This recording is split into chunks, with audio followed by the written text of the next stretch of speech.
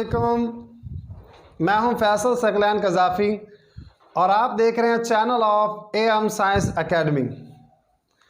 आज जो हमारा टॉपिक है वो है वेलोसिटी टाइम ग्राफ।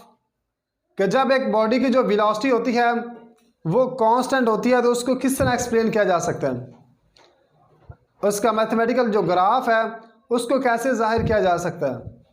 जब एक बॉडी कांस्टेंट एक्सेलरेशन में होती है तो उसका जो एक्सेलरेशन है वो किस तरह कांस्टेंट होता है, इसके पीछे क्या कॉन्सेप्ट है, इसके पीछे क्या मैथमेटिकल रीज़न है।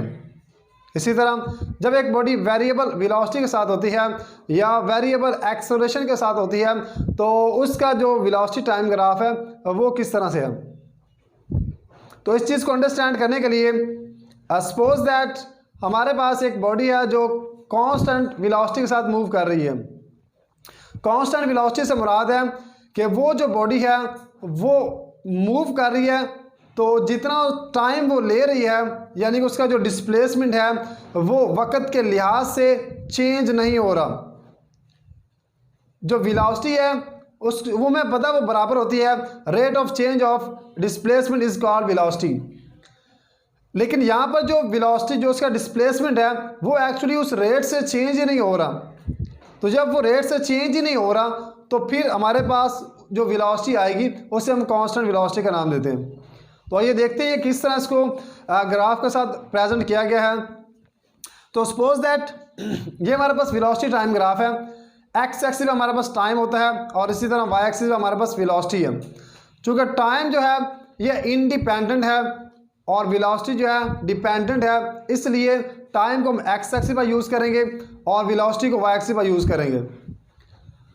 तो जब एक बॉडी जो कांस्टेंट वेलोसिटी के साथ मूव करती है उसका जो ग्राफ होता है वो पैरेलल होता है, एक्स एक्सिस के पैरेलल ग्राफ होता है जो ये शो कर रहा होता है कि बॉडी की जो वेलोसिटी है वो ना कम हो रही है ना ज़्यादा हो रही है ना डिक्रीज़ हो रही है ना इंक्रीज़ हो रही है, उसमें कोई भी चेंजिंग नहीं हो रही, सिर्फ और सिर्फ चेंजिंग हो रही है तो टाइम में, टाइम बढ़ रहा है। तो इसी तरह यहाँ पर आप देख सकते हैं कि वेलोसिटी जो है वो वाई एक्सिस पर है जिसमें कोई चेंजिंग नहीं हो रही, उसकी लाइन बिल्कुल स्ट्रेट है, लेकिन जो टाइम है वो बढ़ रहा है, इंक्रीज हो रहा है। तो जब ऐसी स्थिति होती है उस स्थिति को नाम देते हैं कांस्टेंट वेलोसिटी का, कि जिस वक्त बॉडी का जो डिस्प्लेसमेंट होता है वो वक्त के लिहाज से चेंज नहीं हो रहा होता, तो उसे हम नाम देते हैं कांस्टेंट वेलोसिटी का। तो हमारे पास क्या आ जाएगा, delta A is equal to delta V over delta T. तो हमारे पास क्या आ गया, जो वेलोसिटी है वो चेंज नहीं हो रही, वेलोसिटी कांस्टेंट है। तो जब वेलोसिटी कांस्टेंट है तो फिर उसकी वजह से जो एक्सेलरेशन होता है वो भी क्या होगा, कांस्टेंट होगा। यानी कि जो हमारे पास एक्सेलरेशन आएगा वो भी क्या हो जाएगा, मैथमेटिकल के वाले से ज़ीरो होगा। तो यहाँ पर डेल्टा वी हमारे पास क्या है, ज़ीरो के बराबर है। जब ज़ीरो यहाँ पर पुट करेंगे तो हमारे पास रिजल्ट क्या आ जाएगा, ज़ीरो आ जाएगा। इसका मतलब है कि ये वाली जो बॉडी मूव कर रही है ये कांस्टेंट बॉडी है और इस वजह से इसका जो एक्सेलरेशन है वो ज़ीरो के बराबर है। ज़ीरो भी एक कांस्टेंट नंबर ही है तो इसलिए हम इसे नाम देते हैं कांस्टेंट का। इसी तरह हमारे पास डिस्टेंस कर्व बराबर है एरिया अंडर द कर्व। तो हम यहाँ पर देखते हैं कि जितना उसने डिस्टेंस कवर किया है क्या ये उस लाइन के बराबर है या लाइन में मौजूद उस एरिया के बराबर है। तो जब इस तरह की प्रॉब्लम होती है तो हम उसे नाम देते हैं, जितना भी वो डिस्टेंस कवर करती है हम उसे नाम देते हैं एरिया अंडर द कर्व। यानी कि उस कर्व के नीचे जितना भी एरिया आएगा, जितने वह एरिया हमारे पास होगा उसे हम नाम देंगे एरिया अंडर द कर्व। तो एरिया अंडर द कर्व किसके बराबर होता है, लेंथ मल्टीप्लाई बाय विड्थ और डिस्टेंस मूव बराबर है एस इज इक्वल वी ज़रब टी। तो इस फार्मूला से हम वाकिफ़ हैं कि यह फार्मूला किसका है, इस फार्मूला स्पीड का है, एस इज इक्वल वी ज़रब टी। तो यहाँ से वी किसके बराबर है, ये बराबर आ जाएगी एस ओवर टी के, जो कि स्पीड का फार्मूला है।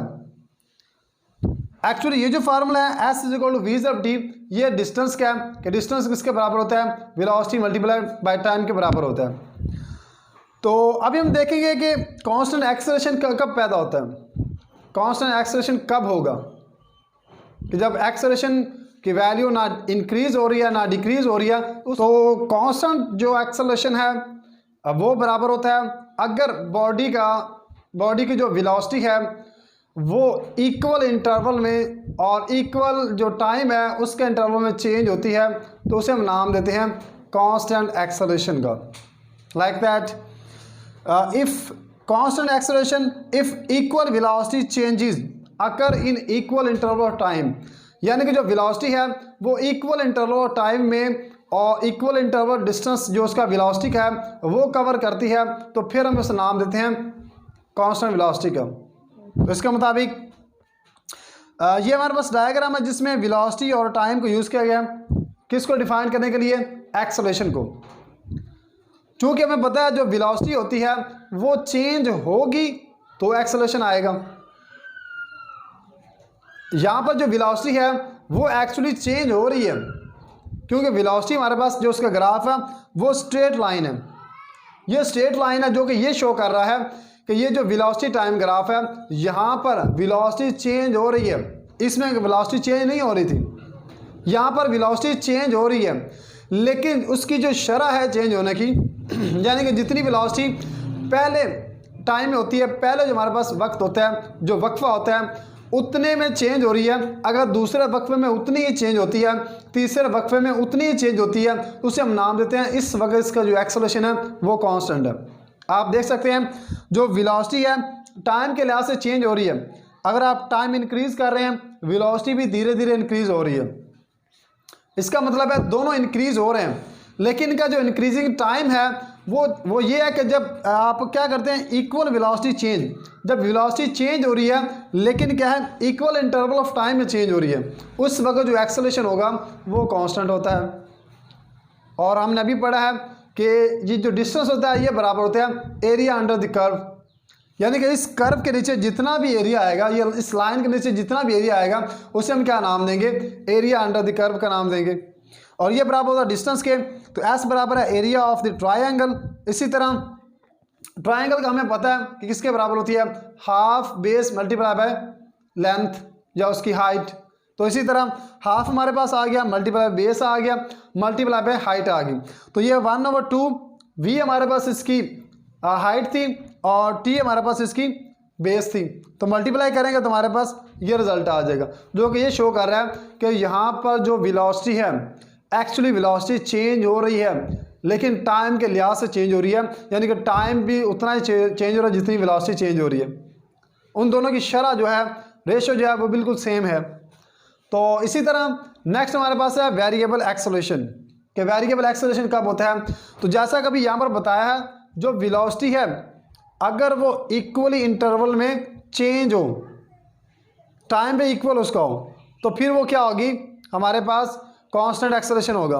और इसी तरह वेरिएबल एक्सेलरेशन कब होगा, जब वेलोसिटी चेंज हो रही है, लेकिन कैसे चेंज हो रही है, कभी तेज़ी से चेंज हो रही है, कभी लो चेंज हो रही है, तो इसका जो पैराबोला में जाएगा इसका, यानी कि हाइपरबोला जो इसका जो एलिप्स होती है उस फॉर्म में इसका ग्राफ बनेगा।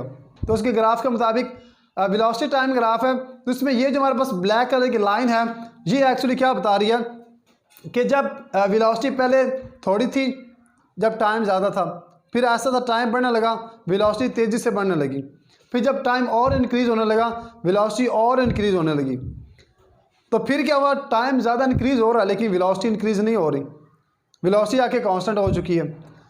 तो ये क्या है, यानी कि टाइम ज़्यादा है वेलोसिटी कम है, फिर वेलोसिटी कम है टाइम ज़्यादा है। जब इस तरह की स्थिति आती है तो उसे हम नाम देते हैं वेरिएबल एक्सेलरेशन का। और इसको आप पता कैसे चलाएंगे, तो इसका पता चला सकते हैं हम इस पॉइंट पर टेंजेंट ड्रा करके। तो टेंजेंट ड्रा करेंगे तो हमारे पास ये ट्रायंगल आएगी और ट्रायंगल से हम फाइंड कर सकते हैं इसका एरिया किसके बराबर है। तो हमें पता है एरिया बराबर होता है एरिया अंडर दी कर्व, यानी कि कितना डिस्टेंस कवर किया है वो बराबर होता है एरिया अंडर दी कर्व के। तो डिस्टेंस हमारे पास जो वेलोसिटी है वो बराबर है 0 + v/2, जो कि एवरेज वेलोसिटी है। और क्या बता रही है, पहले जब हमारे पास 0 वेलोसिटी थी, इसी तरह फिर वेलोसिटी इंक्रीज़ हुई तो v आ गई, और एवरेज आपको पता है सम करें तो हमारे पास दो क्वांटिटी हैं, दोनों को 2 पे डिवाइड करेंगे सम करके, तो ये आ जाएगा 0 + v/2 हाफ v के बराबर आ गया। तो ये हमारे पास क्या आ चुकी है, इसकी एवरेज वेलोसिटी आ चुकी है। अभी हमने डिस्टेंस कवर फाइंड करना है कि इसके जितना उसने डिस्टेंस कवर किया है वो है average velocity multiply by time, average velocity ये वाली है और इसी तरह टाइम से मल्टीप्लाई कर देंगे, s is equal to half v multiply by t। तो ये क्या है, वेरिएबल एक्सेलरेशन का मैथमेटिकल फॉर्म आ चुकी है जिसमें ये बताया हुआ है कि उस वक्त बॉडी क्या करती है, कितना डिस्टेंस कवर करती है जब उसका वेरिएबल एक्सेलरेशन होता है, उस वक्त उसका डिस्टेंस कितना होता है ये बताया गया। और इसी तरह लास्ट में हमारे पास है कि जब एक बॉडी वेलोसिटी तो उसकी बहुत ज़्यादा है, वेलोसिटी बहुत तेज़ी से इंक्रीज हो रही है लेकिन टाइम इंक्रीज नहीं हो रहा, दिस इज़ कॉन्ट्राडिक्शन। यहाँ पर कॉन्ट्राडिक्शन है, कैसे कि ऐसा कोई भी काम नहीं है जिसमें टाइम रुक जाए, क्योंकि टाइम इंडिपेंडेंट है, टाइम डिपेंड ही नहीं करता। दूसरी चीज़ें टाइम के ऊपर डिपेंड करती हैं लेकिन टाइम दूसरों के ऊपर डिपेंड नहीं करता, टाइम क्या है, इंडिपेंडेंट है। इसलिए यहाँ पर टाइम हमारे पास इंक्रीज नहीं हो रहा, जस्ट क्या है, हमारे पास वेलोसिटी इंक्रीज हो रही है। तो ऐसा पॉसिबल ही नहीं है। कैसे पॉसिबल नहीं है, by mathematically A is equal delta V over T, तो डेल्टा वी हमारे पास मौजूद है यानी कि वो इंक्रीज हो रहा है, लेकिन हमारे पास टाइम क्या है, जीरो के बराबर है, विच इज़ इम्पॉसिबल। तो नीचे हमारे पास क्या आ जाएगा, जीरो, तो ये तो डिवाइड ही नहीं हो रहा, ये तो अनडिफाइन हो चुका है। इसका मतलब है कि किसी भी काम का शुरू होने के लिए या बॉडी को मूव करने के लिए टाइम की ज़रूरत होती है। विदाउट टाइम वो बॉडी कोई भी वर्क नहीं कर सकती, कोई भी फासला तय नहीं कर सकती, ना उसका कोई डिस्टेंस होगा, ना उसका कोई डिस्प्लेसमेंट होगा और ना ही उसका कोई एक्सेलरेशन होगा। तो ये था हमारे पास वेलोसिटी टाइम ग्राफ।